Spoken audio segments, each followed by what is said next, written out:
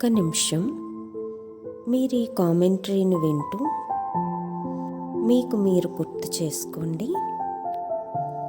ఒక్క నిమిషం నిశ్శబ్దంగా కూర్చొని ఆలోచిస్తున్నాను, నేనెవరిని, వాస్తవానికి నేనంటే ఎవరు, నన్ను నేను గుర్తు చేసుకుంటూ నా నిజమైన మంచితనాన్ని అనుభవం చేస్తున్నాను.